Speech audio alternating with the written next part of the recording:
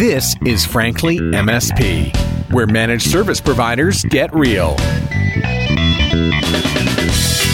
Hey, and welcome to episode 19 of Frankly MSP, the podcast for managed service providers who want to boost their productivity, efficiency, and profitability. I'm your host, Jennifer Tribe. So, I'm a big fan of apocalyptic fiction, stuff that takes place during a global meltdown or stuff that takes place afterwards. I read a lot of it, and about a month ago, I read a new novel by a German author named Marc Elsberg called Blackout. The story is about a small group of terrorists who take down the entire European energy grid, and they manage to introduce some bugs into the software that manages these grids so that the grids can't be brought back online either. And within 3 days, Europe has devolved into total chaos. Gas can't be pumped out of the ground. Pumps don't work. So no one can go anywhere except with whatever gas they happen to have in their tank at the time. Most planes, trains, and buses aren't running. The fresh food spoils in the grocery stores are wiped out of everything else within a day or two. Most of the countries have food stockpiles, but they can't get the food to where people need it because of the lack of fuel. Electronic payment systems are down, so cash is the only acceptable form of payment, but who carries cash? So there's a run on the banks, and they close. Fights break out over food and fuel. All the essential services, like hospitals, for example, they had backup generators, of course, but the diesel in the generators runs out after 48 hours, and they can't get any more. So now the hospitals have no lights, no life support systems, they're entirely out of drugs and supplies. Nuclear power plants are having meltdowns, and so on and so on.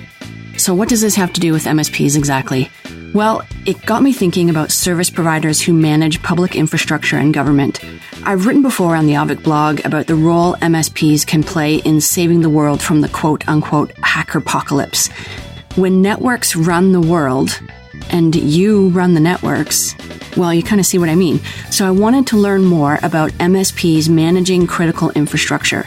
Is there a growing opportunity here? What are the risks? Are public organizations increasingly turning to MSPs for help, or are they retrenching and going internal?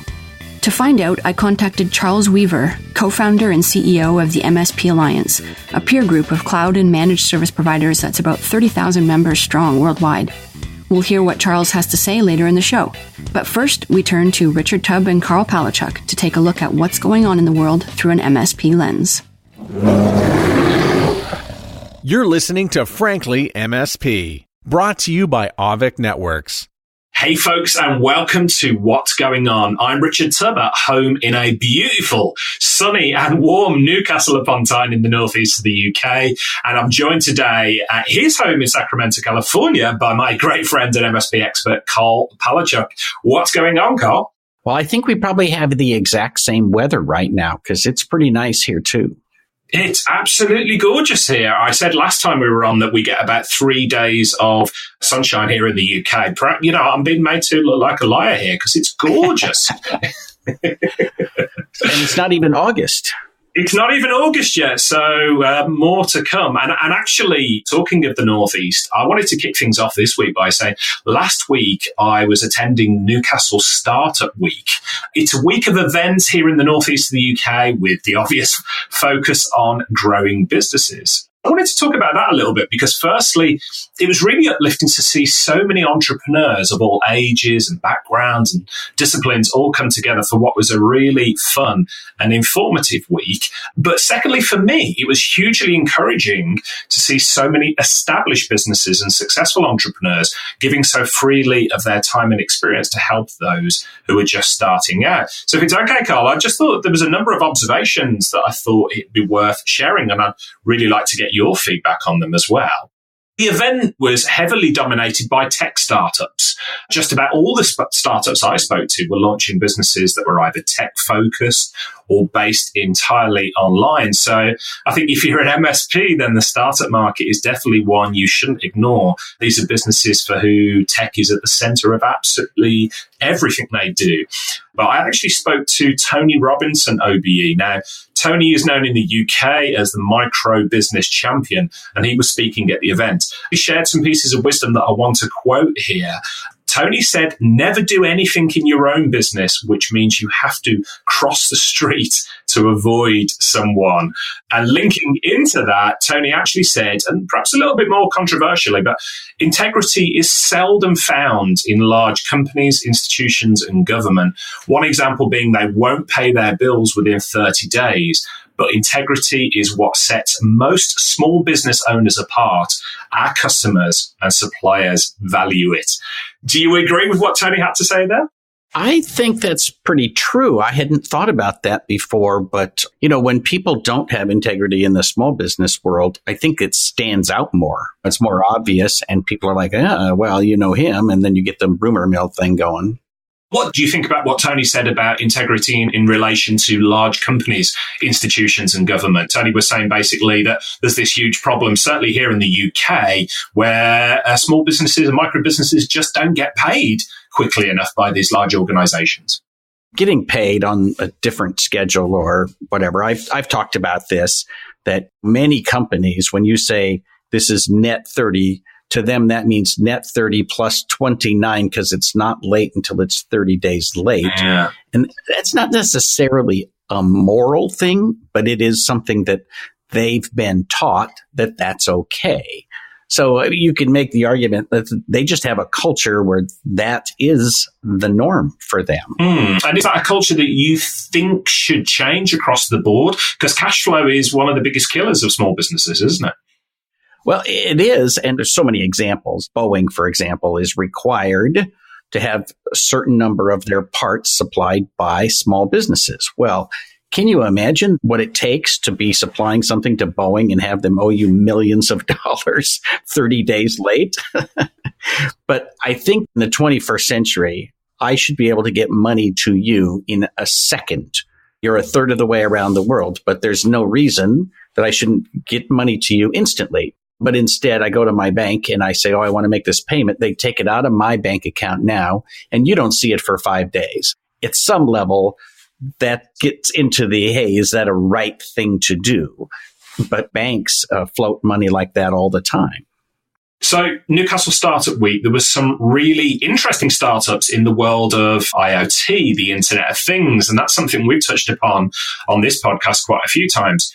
One that caught my eye was a presentation by a chap called Johnson Fernandez. Johnson is the co-founder of a company called Equiwatt UK.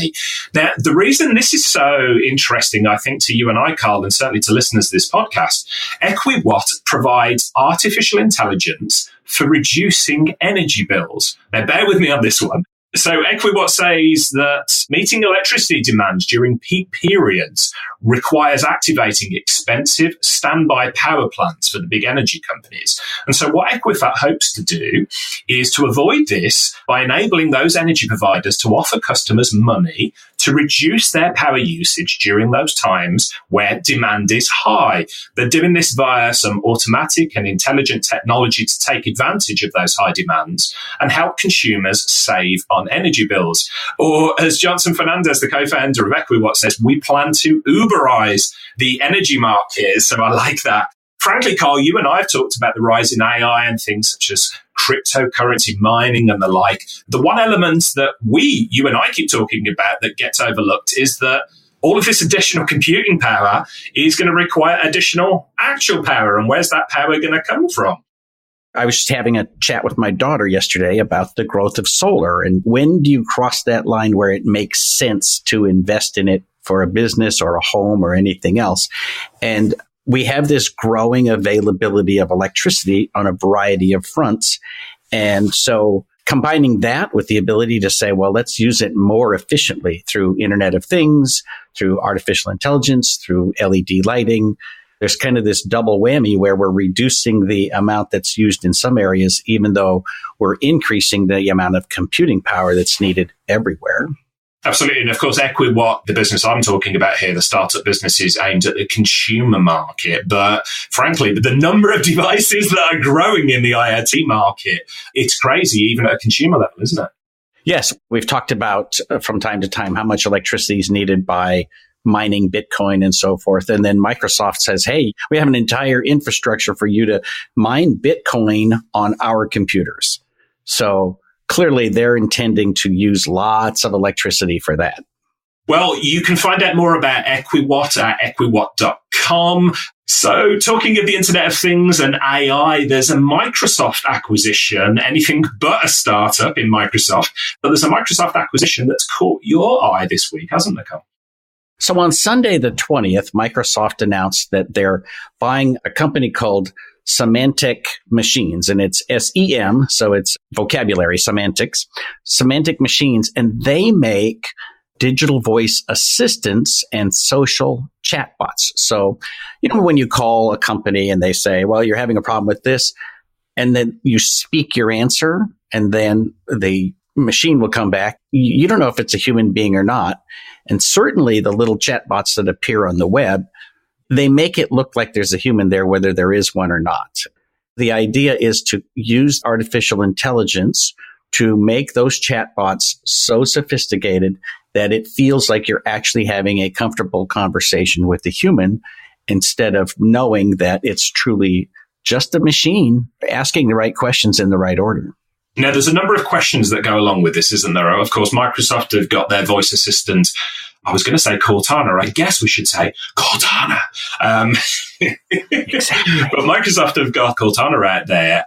In terms of how this is applicable in the real world, what do you see this technology being used for? Is it something that might be replacing MSPs down the line and providing some sort of technical support? Or is it more simple efforts? Well, it certainly could do that. But imagine that if you were, right today, you're an MSP and you want to have a help desk, you can outsource that to somebody in your city, in your county, across the country, across the world. But soon you should be able to buy a module that says, look, I need the knowledge base for these products, chunk, and you literally subscribe to them. And then people call in and they think they're having a conversation with you, but really they're having a conversation with the machine that knows the answers to those questions. I was going to say, forgive me for jumping in, because there's one question that's absolutely burning on my mind here. At what point do you let people know that they're not talking to a human or chatting to a human and they're actually chatting to a bot? Is that something that needs to be said up front, or is it okay to sort of, dare I say, pull the wool over people's eyes a little bit and let them think they're talking to a human when they're actually talking to a bot? What's interesting, and I don't have a site for this, but I saw some research a while back that people are more calm if they think that what they're talking to is a machine until they get frustrated and then they want to talk to a person, and that person better be a person. You know what I mean? I've done this where I go to a site and the little thing pops up and says, "Hi, I'm Lucy. Can I help you with anything?" And I think, is that really a person? Is she really waiting for me to respond? But then I think, no, of course not. That's a machine. But as soon as I start typing, well, then there's this long delay as a human being actually gets into the chat facility. But I never know where that line is. And I'm not sure that it matters very much to me if I'm getting the response I want. A related thing is my daughter, I recently got her a new computer, a Lenovo brand, for her birthday. The entire setup was about 95% voice activated. It would say things like, are you using this computer at home or at work? And okay, then let's not set you up on a domain today. Do you need a work group name? And sometimes it would even give you guidance. Well, you should do this or that. One of the options was to accept the Microsoft license. And I said, now, if you accept the license, then we're going to go ahead and finish this setup. And if you say no, well, then no Microsoft. And can you get the audible version of the terms and conditions there where you end up just interrupting it and saying, yeah, just accept and continue like the real world? Or? Well, yeah, this one you just say, I accept. Now, the interesting thing is if I'd have known this was going to happen, I would have recorded the whole thing. But I literally had never seen it before. I've come across businesses that are using chatbots fairly openly on their website. In fact, to quote a Northeast business here in the UK again, there's a company called Chat Heroes, and what they do, they provide one of these chatbots for things like hairdressers and dental surgeries, solicitors, basically that are getting the same type of queries again and again that a machine can answer really easily, such as where are you? How do I find my way to your office? What times are you open? When do you close? That type of thing. But interestingly, what Chat Heroes do is they seamlessly hand across. So if anything can't easily be answered by the machine, by the AI, it immediately passes across to a human. And the human immediately can then provide a plain English answer, a real world answer. So perhaps that's a good example of where AI can be used for the repetitive side of things, or bots can be used for the repetitive side, but you've perhaps always got to have a human in there at some point to answer the more complex or unique queries. Sure. I mean, the question is, if you were an MSP and you could buy a module today, would it answer 40% of the questions or 60% of the questions? But at some point, you'll flip that over to a human. And the goal is down the road, it'll become 85, 95, 99% of the questions will be answered by the robot. Personally, I have to say, as long as there's a little avatar that looks like a robot and a little avatar that looks like Richard, as long as I can tell when I'm talking to a human being, I'm okay with it. Interesting. Yeah, well, we'll see. Perhaps I shouldn't try my test for the next podcast, what's going on here, where I actually get the AI, Richard, to go and see if anybody can tell the difference. So I don't want to make myself redundant that quickly. So don't try it. So thank you for your time today, Karl. That's what's been going on, and we will look forward to speaking to you, hopefully in human form, next time. Very good. Thank you, sir. You're listening to Frankly MSP. As always, I'll put links to the resources Karl and Richard discuss in today's show notes at auvik.com/franklyMSP/019. Now we come to my chat with Charles Weaver, co-founder and CEO of the MSPAlliance, about the opportunities and risks in MSPs managing critical public infrastructure. Here's what he had to say. Hi, Charles. Welcome to Frankly MSP. Thank you. Good to be here. We're talking today about MSPs and their role in managing and protecting public infrastructure and governments. Of course, this is a topic that many people, even the general public, are increasingly paying attention to. Not long ago, for example, the city of Atlanta was hit by ransomware that crippled their network for several days, and some experts have written that that attack should be considered a proof of concept, that hackers are testing the waters and probing for vulnerabilities in anticipation for bigger attacks to come. As the founder and CEO of MSPAlliance, you've been following this sector for years. What are you seeing in terms of threats? Are they on the rise? They're most certainly on the rise. They are, I would say, changing slightly in the fact that it used to be 10 years ago that only the high-profile websites would be taken down or attacked. The Department of Defense, for example, CIA, FBI, Wall Street Journal, New York Times websites being targets of attacks, purposeful attacks on those sites and networks. And now you're seeing what I would call the democratization of cyber warfare or cyber crime. These are not always cyber war, right? Certainly there's some elements to that, some attacks. The state of California had its power grid penetrated. I think that it's pretty well known. We think the Chinese did it. It's probably not for ransomware purposes. It wasn't a monetary issue, but gaining access to a power grid is not a good thing. And so that was an example a few years back that shook some people up. But Atlanta, right, that was, from what we know, is a pure financial motivated cybercrime. So it's hitting everybody. And the excuse that, well, I have nothing important to steal has obviously been A, disproved, and B, people have something of value that they're using on a computer or on a network, whether it's personal or it's a business. There's something of value that helps them, and the cyber criminals have figured that out. And so anyone who has that type of a setup is now a legitimate target for either cybercrime or something worse, cyber warfare. Yeah, and of course, the consequences are multiplied when the cyber attackers start looking at public infrastructure like the energy grid, like municipal governments or cities or water treatment plants. What's the opportunity here for MSPs to get involved in that? The opportunity, I think, is massive. And not only the opportunity, but I would almost call it the obligation.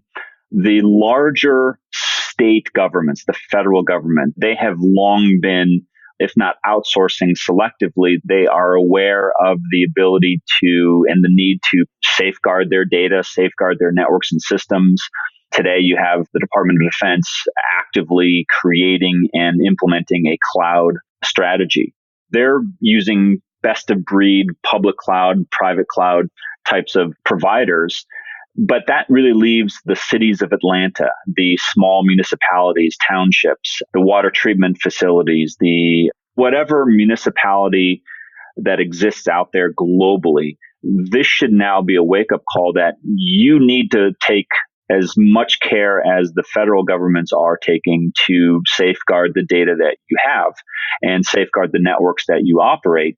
And if you don't have enough skill set internally, people power, tools, the software, the hardware to do it, and the knowledge, then outsourcing is a not only legitimate, but almost necessity. They have to be able to do that. And they have to know that the larger providers are not going to be there to do that. For a small opportunity, it has to be the smaller MSPs stepping up and actually doing this. It was interesting. TripWire actually published a recent study that they did where internal security staff at these kinds of public organizations, it said 97% of them were afraid of something, an attack that would cause an operational shutdown, and 70% were afraid of a catastrophic failure like an explosion.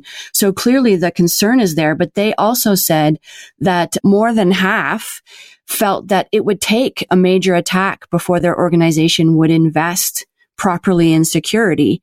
What does that mean for MSPs? Is it a hard sell, or are they really actually looking at it these days? I think that Atlanta is a game changer. Atlanta says that even, Atlanta is not a small city by any means, but Atlanta tells smaller cities it could happen to us. We have valuable information. We could be swept up into a larger cybercrime wave, a cyber war attack on a power grid, on a water treatment facility, especially in nuclear power. That's always been at the top of mind for protection and security. I think that the smaller entities need to be educated about, yes, the threat is real. Yes, the threat can be mitigated. And yes, there are some basic things that they must be doing now to safeguard it. There are no longer excuses of, well, we just don't have the budget. We can't justify safeguarding this. Those days are long over. And you see GDPR, the law in Europe, going active this month. It's changing the way data is protected in Europe. And I have to say, this not going to be that far before the US, Canada, and other well-developed countries start to follow suit and say, we also need to protect data similarly. What does an MSP need to have in place if they want to start pursuing public infrastructure accounts? Well, they certainly need to have their own house in order. So no MSP can go to a local governmental entity and say, you're not safe, outsource everything to us, and not be able to prove or demonstrate to that potential client that they themselves, the MSP, are secure. So the MSP has to have good documentation, good policies and procedures.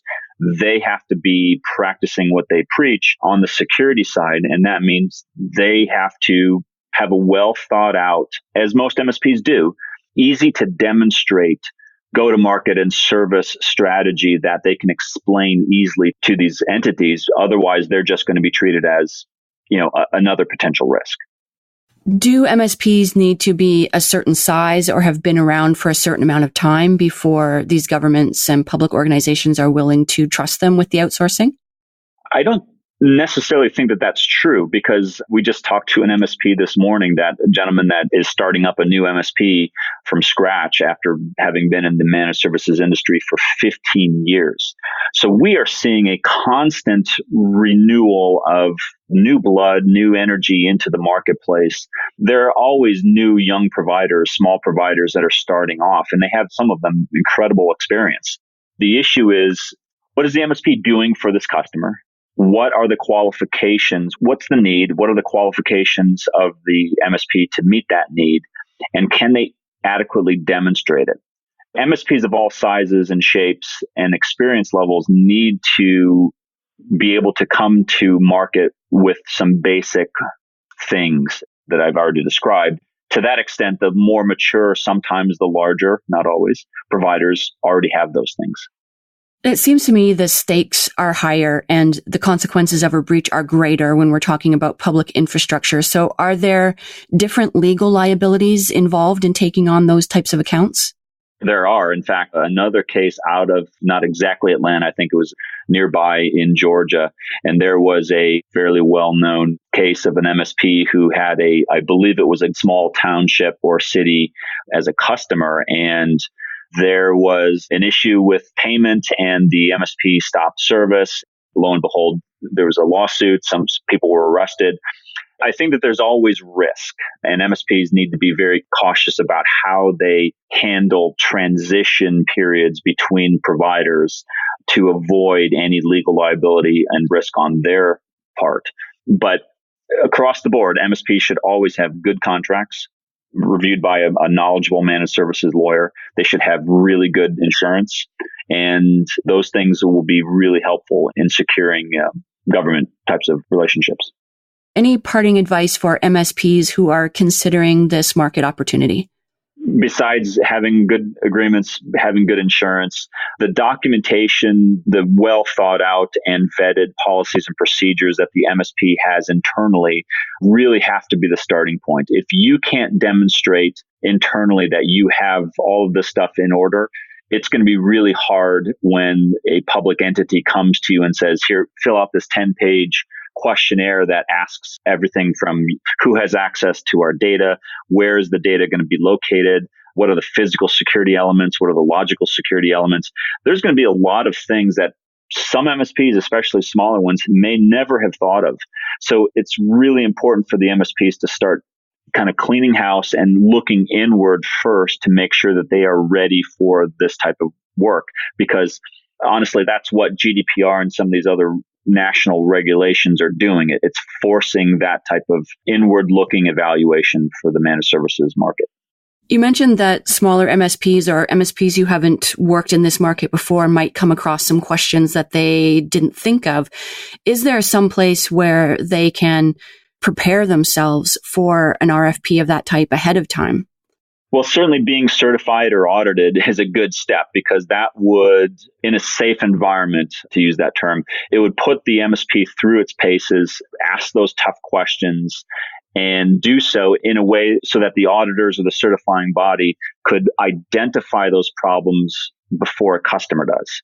You want to find the bad stuff yourself. If a customer finds it, that's hard. That's a loss of reputation, a loss of trust, and it's difficult to get that back.